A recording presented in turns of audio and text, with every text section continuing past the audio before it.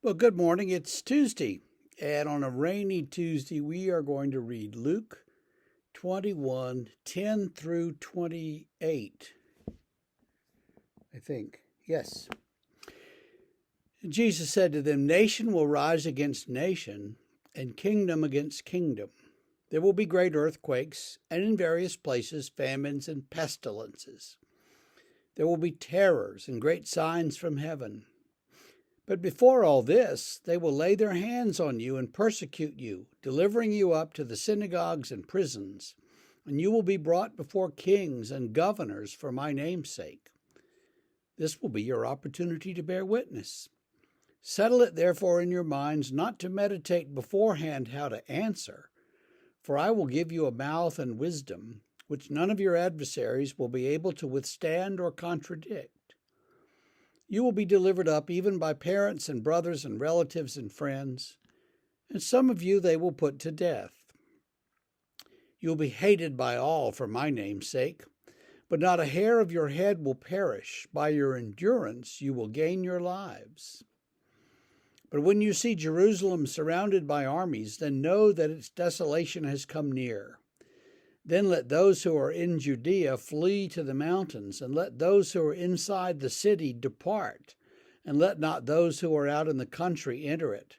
For these are the days of vengeance, to fulfill all that is written.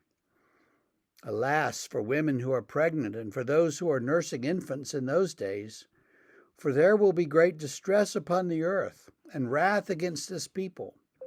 They will fall by the edge of the sword and be led captive among all the nations, and Jerusalem will be trampled underfoot by the Gentiles until the times of the Gentiles are fulfilled.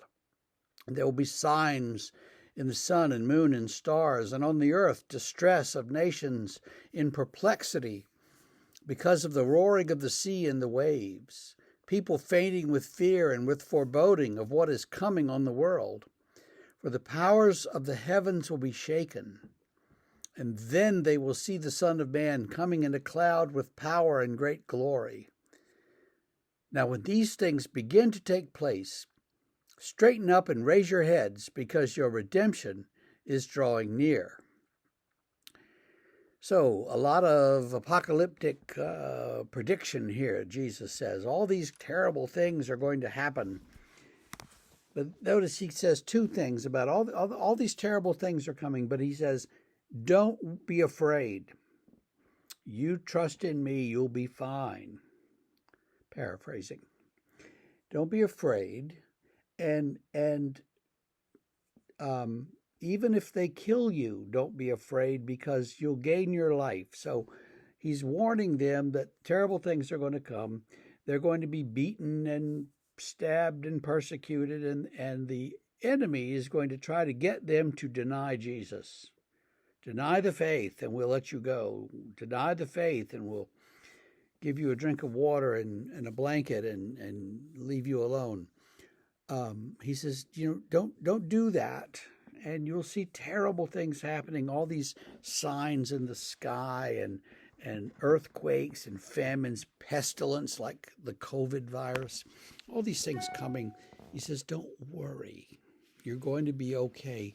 Just hang on and trust in me. And that's a good message for us, even as we look around our time and think, oh my gosh, all these things happening. Part of the fear that some people have these days comes from the fact that right now you know more about the world than people in earlier generations.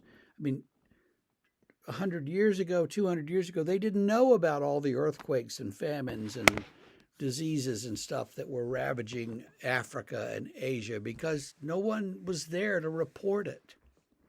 Or if they did report it, it was done by the mail, and it was months later you read, oh, there was an earthquake somewhere. Now you get, reporters on the spot with film at 11, instant news, and the instant news seems like more is happening than ever before. It's not really more. It's just that our reporting is much better, and there's more of it.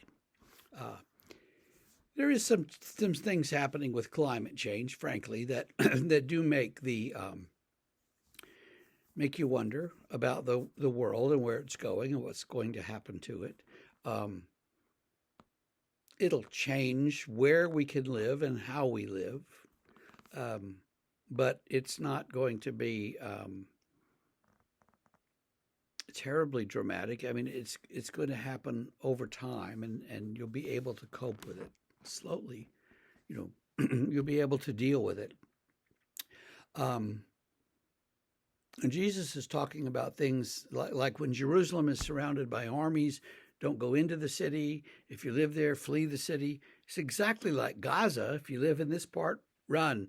No, if don't settle down there, because that's where we're coming next. And so the people, the refugees, are desperately looking for somewhere to go. And that's the same kind of thing that Jesus talks about. Now, Luke is writing long after Jerusalem was destroyed, so Luke has the advantage of knowing exactly what happened to Jerusalem, and so he can kind of use that history and put it in Jesus' mouth, so that what Jesus says is very accurate. Why? Because it's already happened, and so we know what happened. We'll have Jesus say what happened and as prediction, and then, of course, it looks real.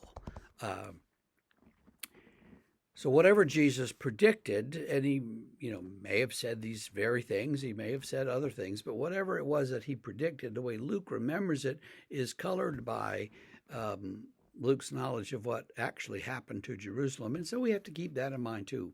But what Jesus is doing here is warning people about the future. It's not going to be easy. It's not going to be pretty, but don't worry. I'm telling you, don't worry. Don't be scared. It's going to be all right. Trust Jesus. And have a great day. And we will see you tomorrow on Wednesday.